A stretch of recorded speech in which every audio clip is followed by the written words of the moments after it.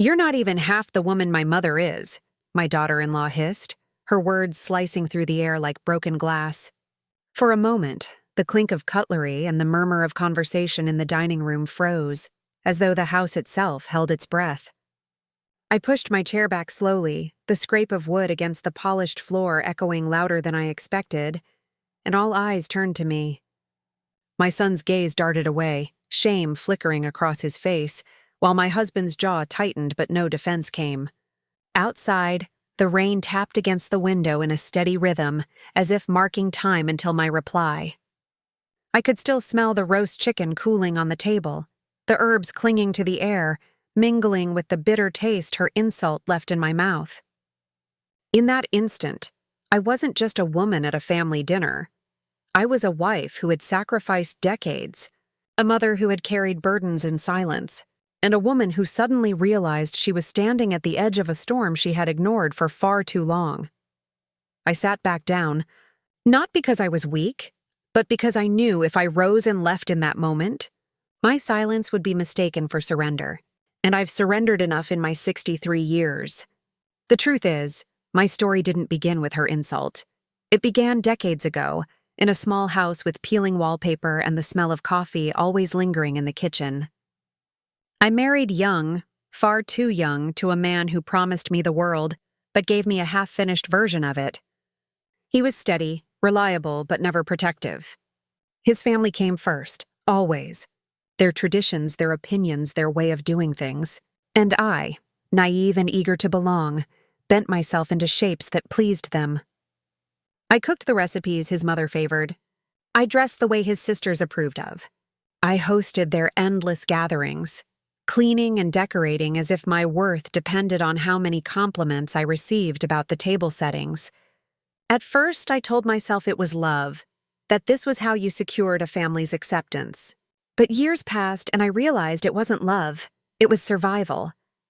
When my son was born, I thought everything would change. That somehow, being the mother of the first grandson would elevate my position, earn me the respect I craved. But it didn't. My mother-in-law, a woman with eyes sharp enough to slice open skin, made it clear that her way was still the right way. She criticized the way I swaddled him, the songs I sang, the food I fed him. Even when my boy reached school age, she hovered with judgment, whispering to him about how Nana knows best, and planting seeds of doubt about his own mother. My husband stood by quietly, always unwilling to cause waves. And so, I bore the weight in silence, wearing a smile that cracked only behind closed doors. The years blurred, one sacrifice bleeding into the next. Family vacations I paid for but was never thanked. Holidays where I was the one standing in the kitchen for hours, only to watch everyone praise my mother-in-law's store-bought pie more than the meal I had labored over. Even birthdays for my son turned into showcases of her dominance, with her gifts paraded as if mine were trivial, unworthy of notice. I told myself it was temporary, that eventually my boy would see me for who I truly was. The one who stayed up with him when he was sick. The one who worked late shifts so he could go to college. The one who never let him see how much she cried when no one defended her. But life is cruel in its repetitions. When he married, I hoped his wife would be my ally. A young woman, someone I could guide, support, maybe even share a bond with. Instead, I realized almost instantly that she was molded in the image of the woman who had belittled me for decades. Perfect posture, a smile sharp enough to wound, and words coated with sugar but laced with poison. My daughter-in-law learned quickly from her teacher, my mother-in-law, and she carried the same disdain, as if it were an heirloom passed down through blood. Every visit, every dinner, every gathering turned into a stage where I was cast as the unwanted extra, while she and her perfect mother-in-law played the leading roles. I tell you this because insults don't happen in isolation. They are the culmination of years, of patterns repeated until they harden into stone. So when she looked me in the eye tonight and spat those words, "You're not even half the woman my mother is," it wasn't just one insult. It was every slight I had endured, every quiet tear, every time I swallowed my truth just to keep the peace. And as the rain tapped harder on the windows, I realized something vital. Peace had never belonged to me. It had always been their weapon, their demand, and maybe, just maybe, it was time to break it. The evening should have been ordinary. A family dinner, a roast chicken, polite conversation stretched thin across the table like butter spread too far on bread. Yet the tension had been simmering for months, perhaps years, waiting for the right spark.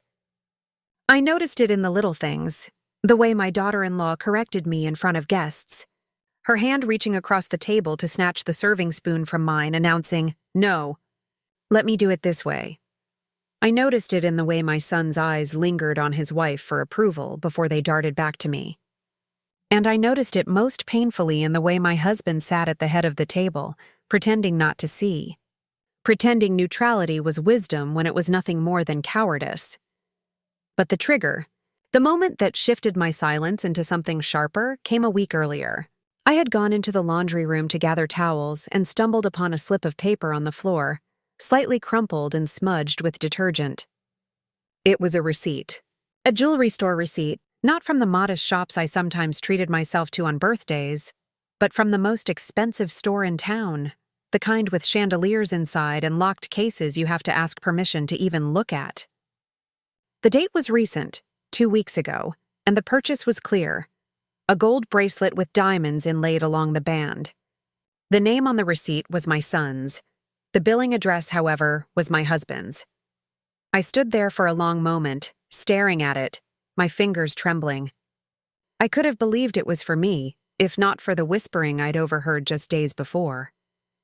My daughter-in-law had been on the phone, laughing softly in the kitchen, saying, "It's perfect. I can't wait to wear it at the dinner. She'll never know."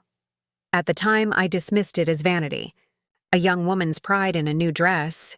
Now the pieces clicked together with a cruelty that stole my breath. I tucked the receipt into my apron pocket and said nothing. Not then. Not when we sat at dinner that evening and she proudly displayed the bracelet on her wrist, letting the chandelier light catch every diamond so it sparkled like mockery. She waved her hand too much that night, gesturing dramatically with every story, every laugh. I knew she wanted me to see, to know. My son glanced at me once, his lips pressed thin, but he said nothing. My husband kept his eyes on his plate, and I understood in that moment they both knew. They both allowed it. That bracelet was more than jewelry. It was evidence. It was betrayal wrapped in velvet and receipts. It was proof that my sacrifices had not only been forgotten but were being actively mocked. And though I bit my tongue, though I kept my face still, inside me something shifted. Something ancient, something weary, something no longer willing to play their game of silence and pretend. Tonight, when she said those words at the table, they weren't just an insult. They were the match dropped on a floor already soaked in gasoline. And I knew, as surely as I knew the lines etched into my hands, that I would not sit quietly any longer. After that night, sleep became a stranger. I would lie awake listening to the house creak, the distant hum of cars on the wet street outside, the tick of the old clock in the hallway. Every sound felt sharper, every silence heavier. I kept replaying her words, that venomous sentence, and the glint of diamonds that mocked me under the chandelier. It wasn't just about the bracelet anymore. It was about the way my son's loyalty had slipped from my hands into hers, about the way my husband had funded it and stayed silent, about the decades I had bent myself into a shadow just to be told I was less than. I began to watch them. Quietly, carefully, I noted when the mail arrived early, when packages appeared on the porch. I noticed the way my husband would slip into his study at odd hours, closing the door with unusual care. And I noticed my daughter-in-law's whispers, her laughter drifting down the hallway when she thought no one could hear. One afternoon, as I gathered laundry, I passed by the room where she was speaking on the phone. Her voice was low, but the words were sharp enough to pierce. "She won't do anything." "She never does. That's what makes it so easy." I froze in the hallway, clutching the basket to my chest. My breath caught in my throat, my heart pounding against the fabric. She wasn't just mocking me to my face.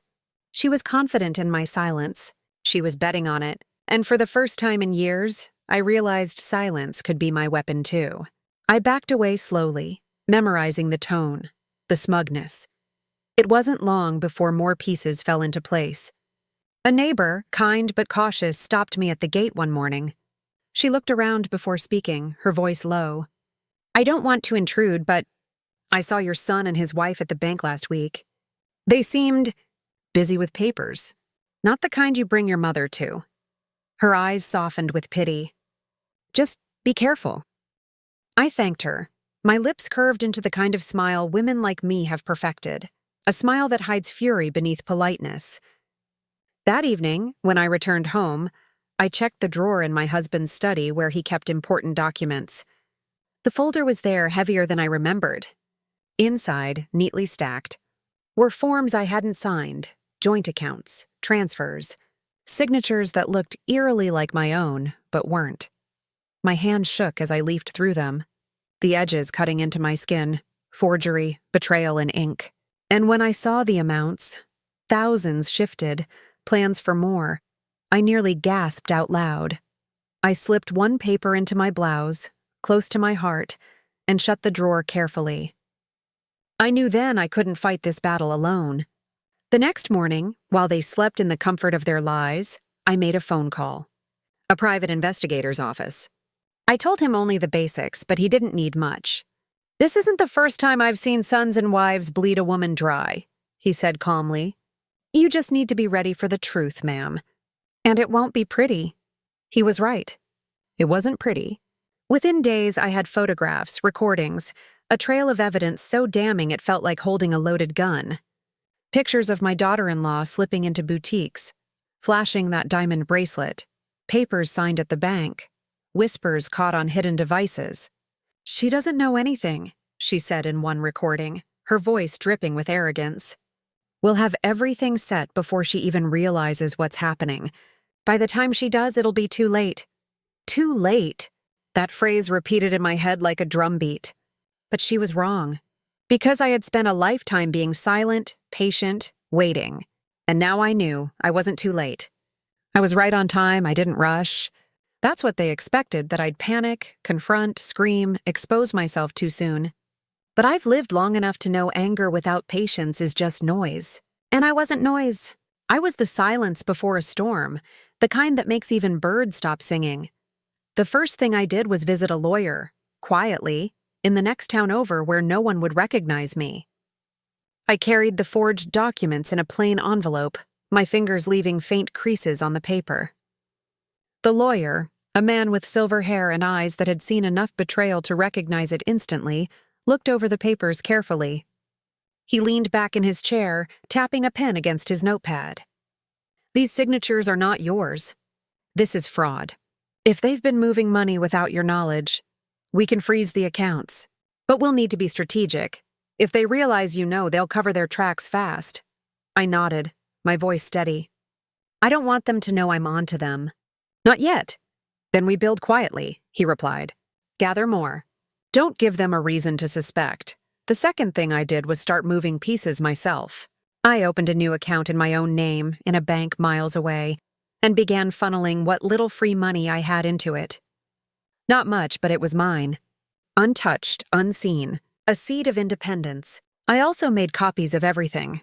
Receipts, recordings, photographs, and locked them in a safety deposit box. If they destroyed my house tomorrow, the truth would still live elsewhere. Meanwhile, I played the role they expected of me. I smiled at dinners, nodded when my daughter-in-law bragged about her bracelet, laughed politely when my husband repeated his tired jokes. I cooked, I cleaned, I hosted.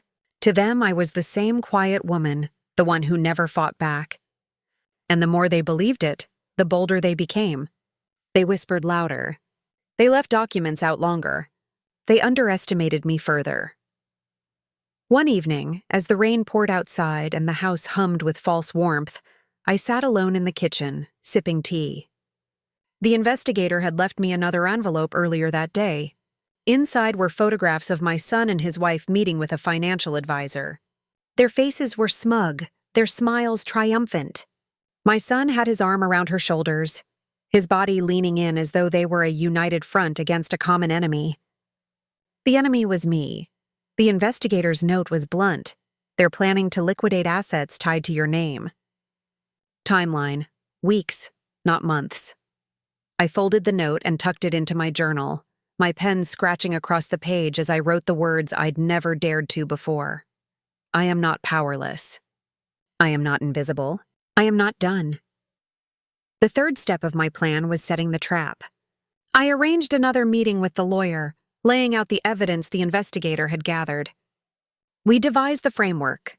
Every forged document, every illegal transfer, every recorded insult, they would all be cataloged, dated, prepared.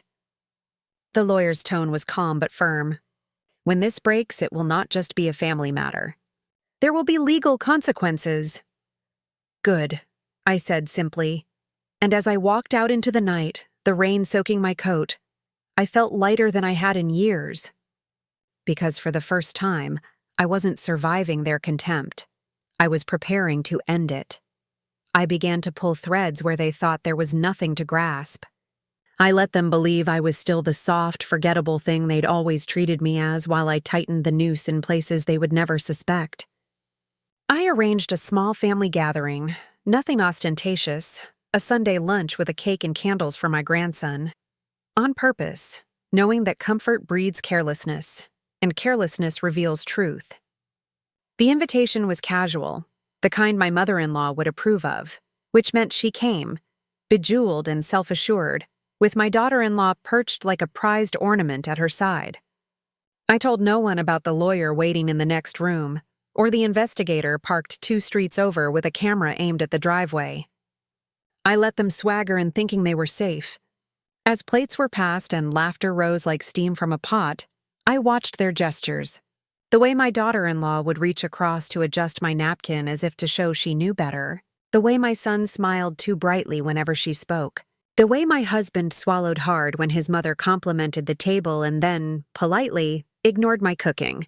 At the precise moment I had chosen, when the cake was cut and my grandson's small hands were sticky with icing, I asked for a toast. My voice was quiet but clear, and the sound filled the room in the way a dropped glass does. A single sharp note everyone hears. I said nothing accusatory at first. I spoke about family, about memories, about small sacrifices that stitch a life together. I spoke in the language they all believed I still spoke, soft, self-effacing, humble. Then I reached into my handbag, the one they'd always said looked old-fashioned, and I pulled out a single envelope. The room held its breath because it knew nothing else. I slid the envelope across the table toward my son and said simply, "These are for you." His face threatened to lose color as he opened it and found copies of bank transfers, screenshots with timestamps, and a receipt with his name and my husband's billing address.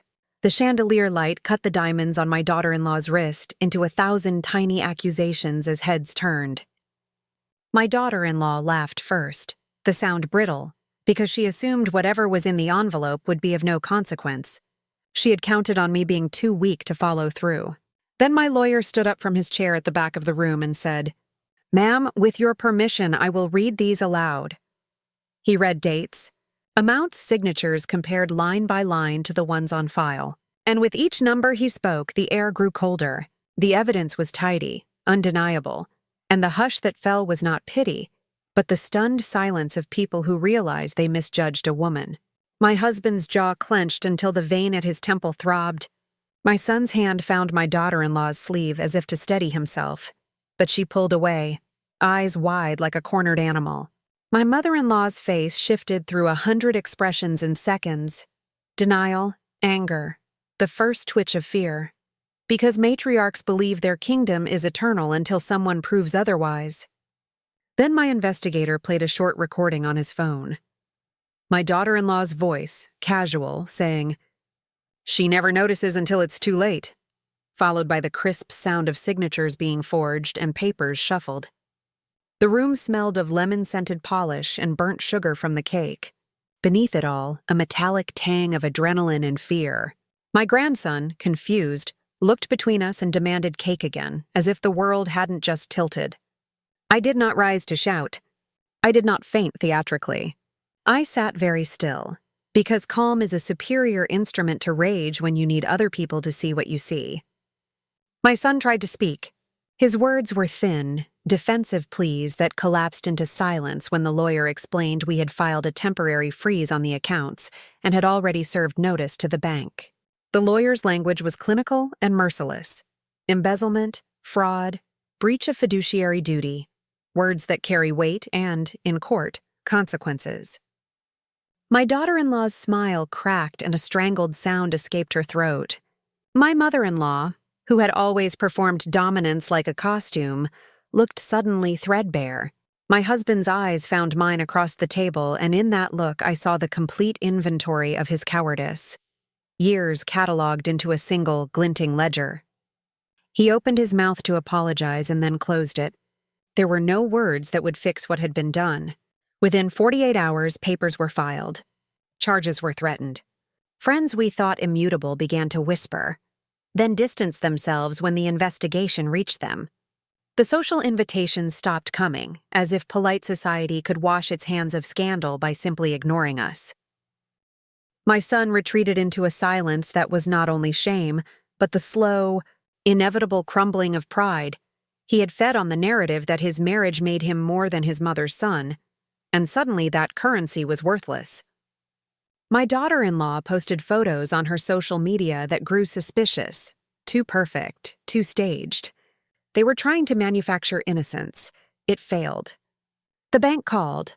Alarms were triggered in systems designed to spot unusual activity, and an auditor, terse and efficient, requested access to paperwork I'd never seen. My husband, confronted with signed statements he could not explain, finally understood that silence had a price. He was terrified not of losing me, but of losing the life his family had built on other people's sacrifices. In a way, I pitied him. Pity is different from forgiveness, and I had no duty left to extend either. The climax I had been engineering was not a single explosive scene, but a series of carefully placed dominoes. Evidence public, accounts frozen, social fallout, legal peril, and the slow erosion of the illusions they'd built. I had wanted them to feel the precise, sharp unmooring that betrayal creates.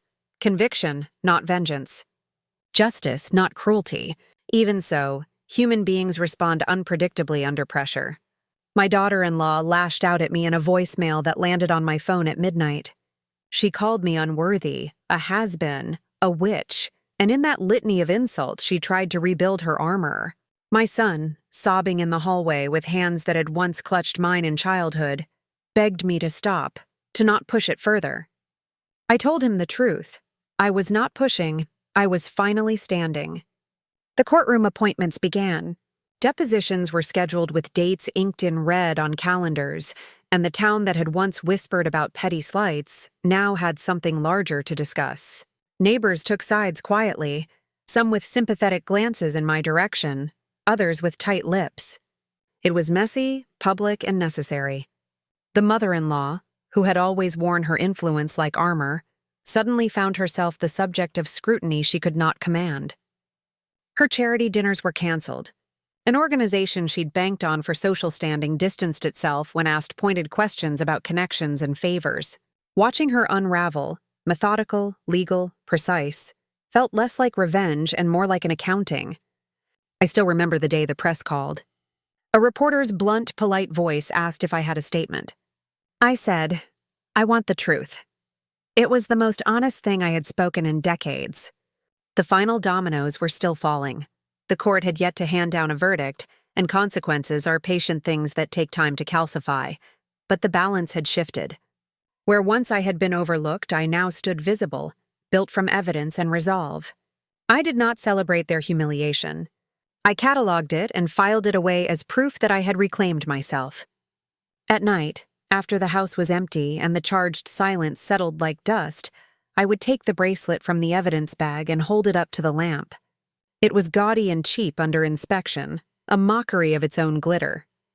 I thought of the years it had taken to get here, the small, sacrificial steps, the patience that had been mistaken for weakness. I thought of my grandson's sticky hands and how even now his life would be different, because I had chosen honesty over complacency. I thought of what remained to be done. Final hearings, restitution, the quiet work of rebuilding trust with my son, and in that thinking I felt a slow, steady peace that had nothing to do with victory and everything to do with finally being seen. The weeks that followed became a blur of hearings, meetings and whispered conversations in hallways that smelled of disinfectant and old wood polish. The kind of institutional spaces where truth is measured in evidence and signatures rather than sentiment. My lawyer guided me with the calm precision of a surgeon, slicing through lies with documents that bore ink and dates that could not be denied. My daughter-in-law arrived at the courthouse dressed in her best, shoulders squared as though fabric and pearls could shield her from scrutiny. But her eyes betrayed her, darting, restless, searching for an escape that didn't exist. My son sat beside her, drained, his posture folded inward. The bravado he had once borrowed from her long since evaporated.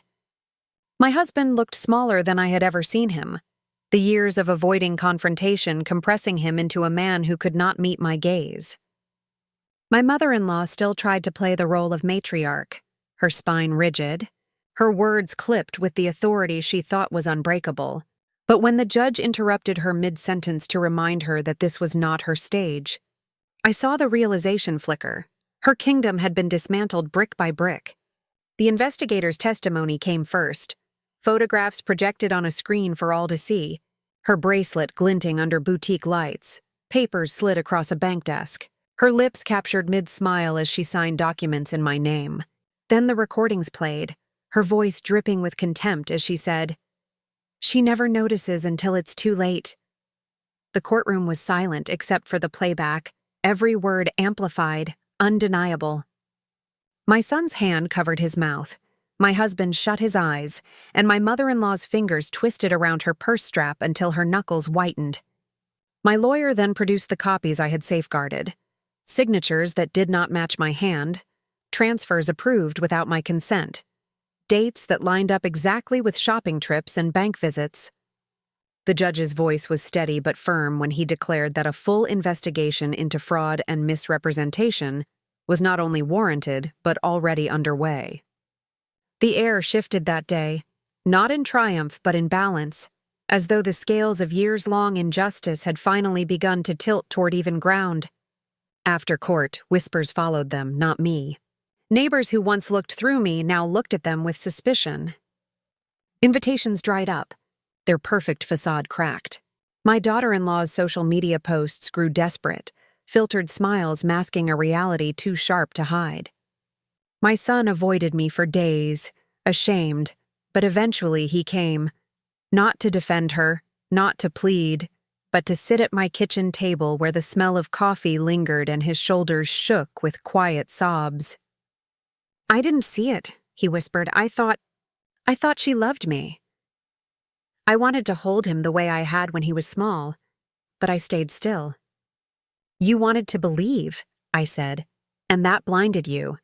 But you see now, that's enough." My husband, stripped of his silence, attempted apologies, each one thinner than the last, until even he stopped trying, retreating into his own private guilt. And my mother-in-law, who had once ruled every room, now walked into church with her chin lowered, avoiding eyes she could no longer command. My plan had been about exposure, not destruction. Yet exposure has a way of unraveling everything once hidden. Bills arrived they could no longer pay, accounts they once used freely were frozen, and the life they had flaunted collapsed like paper in rain. I did not gloat, I did not celebrate. Instead, I moved quietly, closing accounts that tied me to them, transferring titles into my name, securing the home I had built with my own sweat so it could no longer be threatened. The bracelet, still locked in its evidence bag, remained in my drawer, a reminder of arrogance caught in glass. At night, I would light a single candle and sit with the silence, not heavy now but cleansing, the kind that fills a space after storm winds have torn through. I was not done yet, not fully, but the tide had turned, and for the first time in decades I was steering the course. The collapse did not come in one loud crash, but in a series of humiliations that stacked until the weight was unbearable. First came the bank's official notice delivered by courier, a thick envelope sealed with authority that left no room for argument. My daughter-in-law opened it in front of neighbors by accident, her voice rising in panic as she realized accounts were locked, cards useless, and balances frozen pending investigation. The neighbors pretended to glance away, but gossip travels faster than wind, and by evening whispers curled around the town like smoke: fraud, investigation, theft from one's own blood. The second blow came when her employer, a small boutique that had once showcased her like a trophy, dismissed her quietly, too afraid of scandal to keep her face in the shop window. I walked past the storefront days later and saw her replacement smiling beneath new jewelry displays, her absence louder than her presence had ever been. The third unraveling belonged to my son. His friends, the ones who had once praised his wife's beauty and envied his supposed good fortune, began to distance themselves. Invitations dwindled, group chats excluded him, and he realized too late that loyalty built on appearances dissolves the moment those appearances crumble. He came to me again, shoulders sagging, his voice hoarse, asking, "Can this be fixed?" I met his gaze without blinking. "Fixed? No? Faced? Yes?" He dropped his eyes and nodded, the weight of consequences sinking in. My husband, stripped of his shield of silence, grew restless, pacing rooms at night, muttering half-formed sentences as if he could argue with himself into absolution. But absolution never came. He knew what he had allowed, what he had signed, what he had ignored. And my mother-in-law, the queen of every room, the ruler of every holiday, faced her own dethroning when a charity she chaired asked her to step down pending uncomfortable questions. She showed up at my door once, eyes burning, demanding, "Why are you doing this? We're family."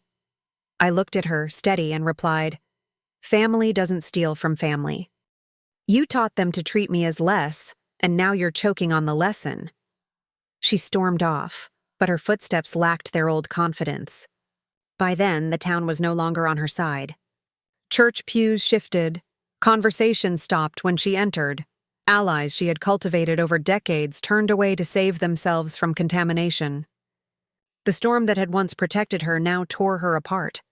My daughter-in-law lashed out one final time, cornering me in the grocery aisle with eyes wild, whispering, "You think you've won, but you're old. You're alone. You'll die with no one." I leaned closer, my voice calm as winter. "Alone is better than surrounded by thieves." She flinched, and for the first time I saw real fear. Not of exposure, but of the emptiness she could not fill with diamonds or signatures. That was the moment I knew the climax had arrived. I gathered every remaining piece of evidence, every forged page, every recording, and delivered them in one final package to the prosecutor's office. It was not spite, it was closure. When subpoenas arrived at their door weeks later, carried by officers in uniforms that tolerated no argument, the image was seared into me. My daughter-in-law's face drained of color, my son standing behind her with eyes empty, my mother-in-law gripping the doorframe as though it might hold back justice, my husband silent at last. I did not watch with joy. I watched with certainty. The world had finally caught up to the lies I had endured. And as they left in the back of cars, their empire of pretense collapsing into legal proceedings and public disgrace, I turned the key to my own door and stepped inside a house that no longer felt like a cage, but like a fortress. For the first time, the walls were mine, not borrowed from their approval. For the first time, I breathed without weight pressing down. For the first time, they were the ones silenced. The hearings stretched into months, each one peeling away another layer of the facade they had built, until there was nothing left but the raw truth of what they had done. In courtrooms that smelled of old paper and coffee gone cold, their lies shrank under the fluorescent light of evidence. The judge's voice steady as he read through documents I had safeguarded, recordings that revealed their contempt and testimonies from people they had underestimated. My daughter-in-law sat rigid, her hair tied too tight, her makeup unable to mask the sleepless nights etched into her face, her hands twisting together on her lap as attorneys whispered strategies that wilted the moment the investigator presented photographs of her, flaunting the very bracelet she swore had never existed. My son shrank smaller with every session, his shoulders collapsing under the truth that could not be spun. his eyes hollow as he realized the woman he had defended had not only betrayed me but him as well. My husband avoided my gaze, his silence no longer a shield but a confession, his cowardice laid bare before strangers who saw right through him. And my mother-in-law, who once commanded every room with a tilt of her chin, now sat in the gallery, diminished, the whisper of her name a stain she could not scrub away. The verdict was not swift, but it was sure. Restitution ordered, accounts seized, community service for her, probation for my son tied to financial oversight, and investigations into my husband's role that left him suspended from the very committees he once valued more than me. They walked out of the courthouse with their reputations shredded, their allies gone, their future uncertain, while I stepped into the sunlight with papers in hand that restored not only my finances but my dignity. The town shifted too. Neighbors who once treated me as invisible now nodded in quiet respect, not because they liked me, but because they could not deny the strength it had taken to stand against a family machine designed to crush me. I did not celebrate. Celebration belongs to the young. I lit a candle in my kitchen, poured myself tea, and wrote in my journal words that tasted like iron and freedom. I am not their shadow anymore. My son visited less frequently, weighed down by shame he did not know how to shed. But when he came, I let him sit in silence, because love does not always need words. My grandson climbed into my lap, sticky fingers tugging at my sleeve, asking for stories, and I told him gentle ones. Not about betrayal, but about strength. About how people can choose to stand even when it seems impossible. My daughter-in-law tried once more to reclaim ground, sending a letter thick with excuses, apologies written like performances. But I left it unopened on the table until the ink faded in the sun. My husband drifted in his own quiet exile, sleeping in the guest room, speaking little, carrying the knowledge that his silence had cost him not just respect, but the last fragments of what bound us. My mother-in-law vanished from public life, her name a cautionary tale whispered in church basements and market aisles. And I, in the house that had once felt like a prison, now moved through the rooms with a steady peace, not because the wounds were gone, but because they had scarred into reminders. The bracelet remained locked away, not as a trophy, but as evidence that arrogance can undo itself when faced with truth. The storm had passed, the wreckage scattered, but I was still standing, and that was the only victory I had ever needed. When the dust settled, the silence left behind was almost louder than the battles that had come before, the phone no longer ringing with lawyers or investigators, the neighbors no longer whispering on my porch, the mail no longer bringing thick envelopes marked urgent. What remained was aftermath, the kind that strips away illusions and leaves only what is real. And what was real was that they had lost everything they thought untouchable, while I had reclaimed what they never thought I would dare to hold. My husband moved through the house like a shadow, his shoulders bent, his footsteps dragging across the hardwood floors he once walked with ownership.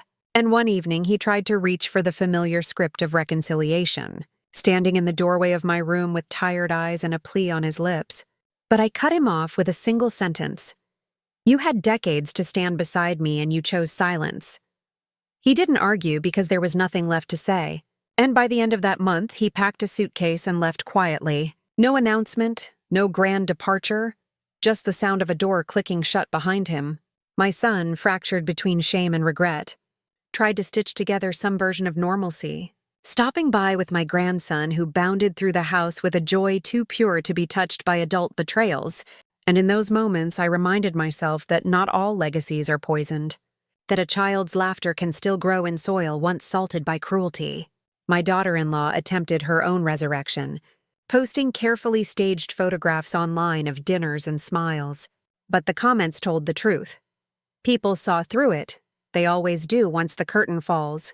And behind the lens, her eyes carried the fear of a woman who understood that reputation once lost is never fully regained. My mother-in-law vanished from the spotlight entirely, her once sharp voice now reduced to mutters at the back of pews, her empire of dominance dismantled by the very arrogance she had cultivated in her bloodline.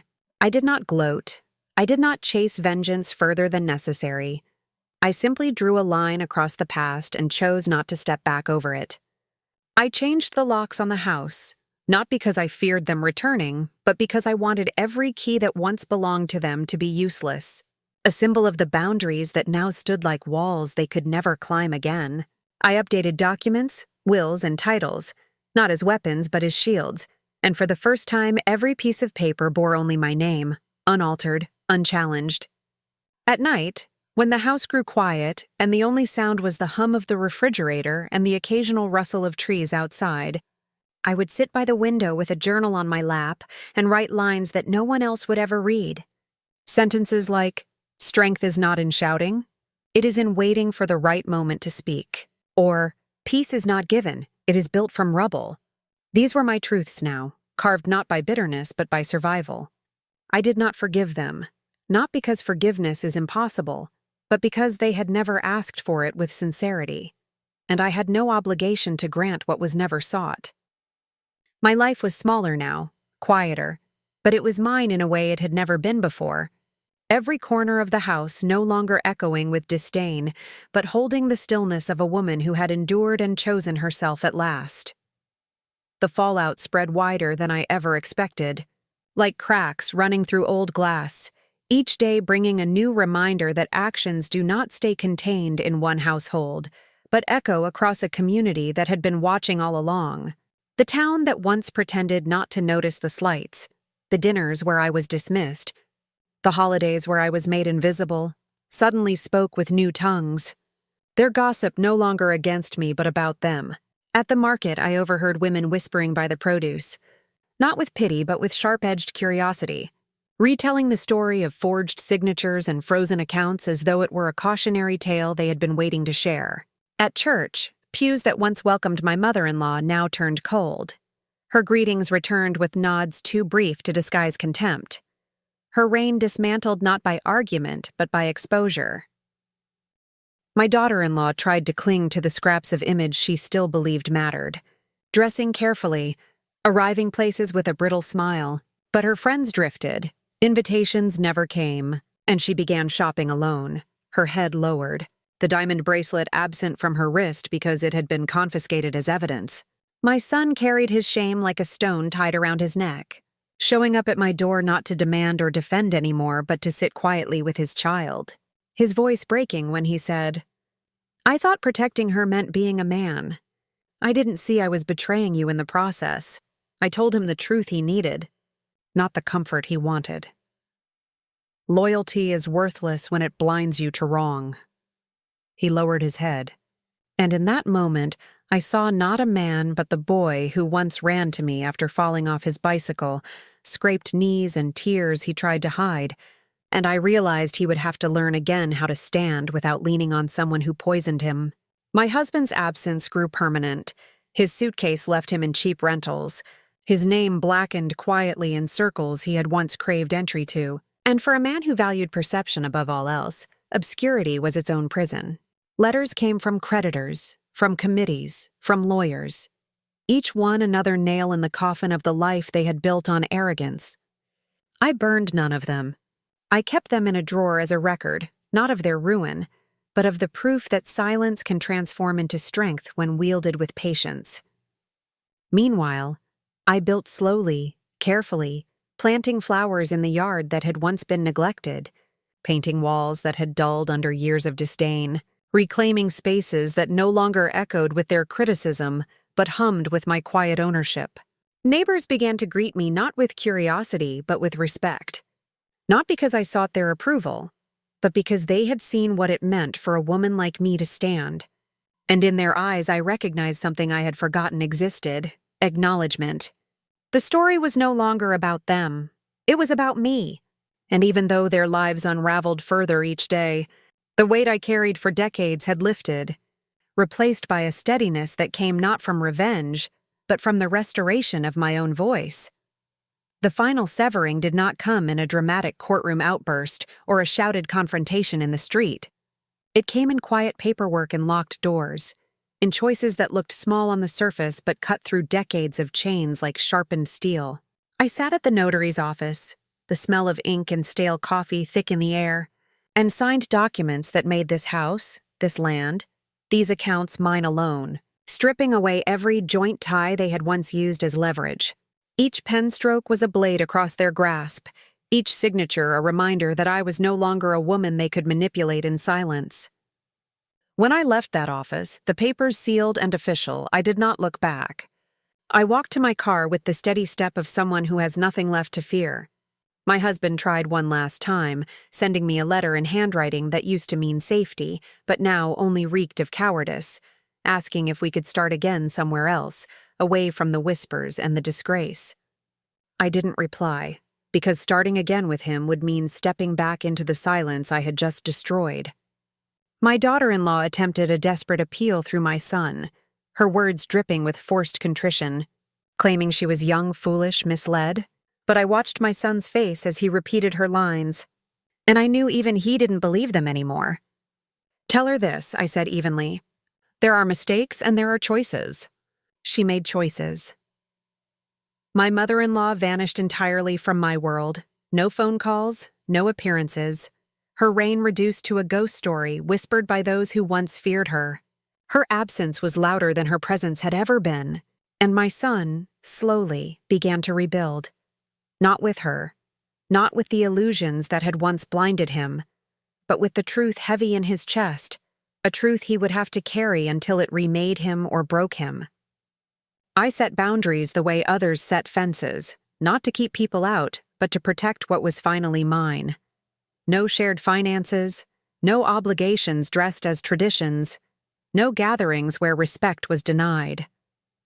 I made it clear, with words carved clean as stone, that I would never again be the woman sitting quietly at a table swallowing insults for the sake of peace.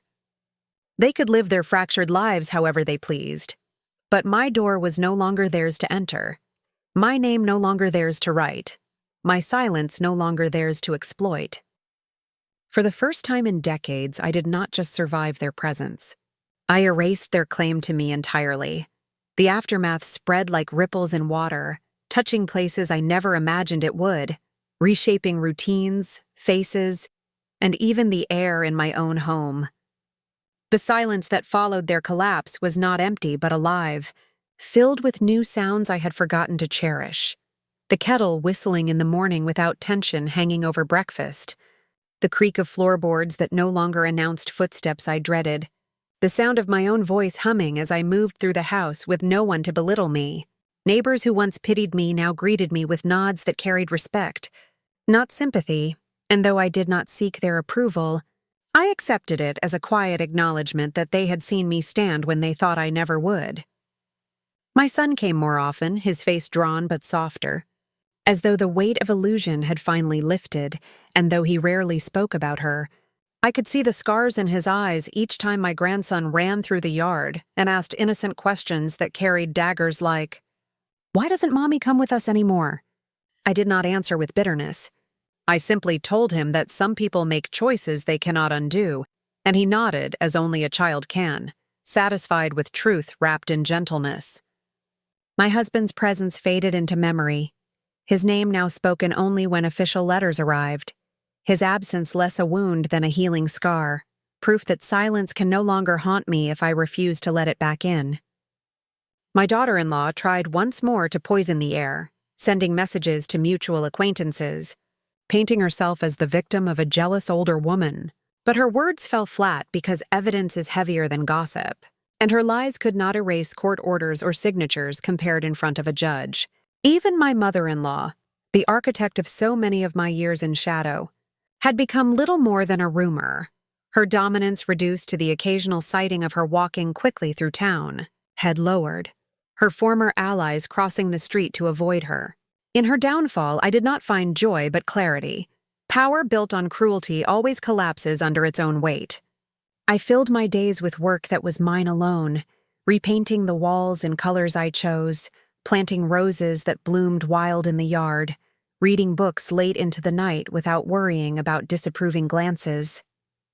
My journal filled with pages not of anger, but of reflection, lines written in steady hand. Strength is choosing boundaries without apology. Peace is silence you create, not silence imposed upon you. And as weeks turned into months, the life I rebuilt did not feel like survival anymore. It felt like freedom, the kind earned through fire and scars, the kind no one could take from me again. The seasons turned as they always do, but for the first time I noticed them without the weight of dread. The first snowfall glittering across the garden where my grandson built clumsy forts, spring rain drumming on the windows as I brewed tea in peace, summer light stretching across walls I had painted with my own hands in colors that finally felt like mine. The years I had lost could not be returned, but what remained was mine to shape, and I shaped it with a steadiness I had not known in my youth. I saw my son wrestle with his shame, learning to live without the woman who had twisted his loyalty into a weapon against me. And though our relationship bore cracks that might never fully heal, we sat together often in the quiet, and sometimes silence between us felt like forgiveness in progress. My daughter-in-law disappeared into the background of her own making, her name now spoken only in whispers of warning, her face fading from photographs, her future consumed by choices she could no longer outrun. My mother-in-law, once the figure who cast a shadow across every room I entered, now lived small and forgotten, her legacy undone by the arrogance she thought eternal. And though she might have cursed my name, her words no longer reached me. My husband remained absent, and in that absence I found not loneliness but liberation. The space he left behind became mine, every corner of the house echoing not with silence forced upon me, but with quiet I had chosen. I rebuilt routines that belonged only to me, walking through town with my head high, tending to roses whose thorns reminded me that beauty can defend itself, writing each night in a journal that had become both witness and confession. I wrote truths I wish someone had told me decades ago. Do not let patience be mistaken for weakness. Do not let silence be stolen from you. Do not let loyalty blind you to cruelty. And as the ink filled the pages, I understood that my story was not just about betrayal or exposure or even survival. It was about reclaiming myself after being erased for too long.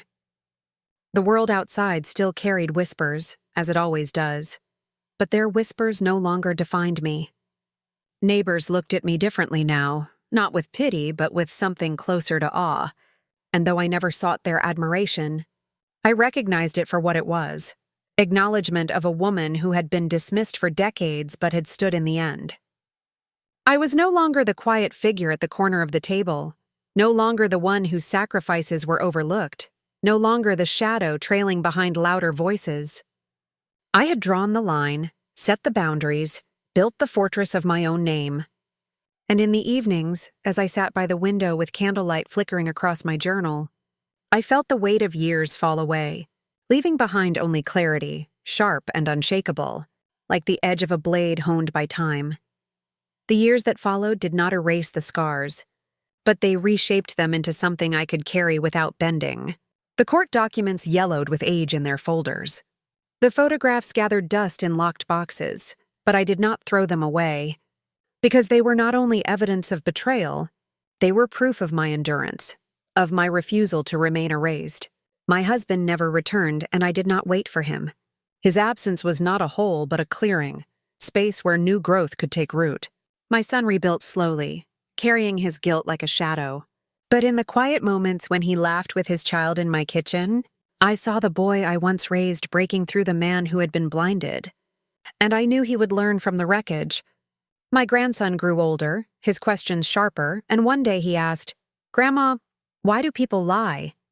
And I answered, "Because they are afraid of truth, but the truth comes anyway."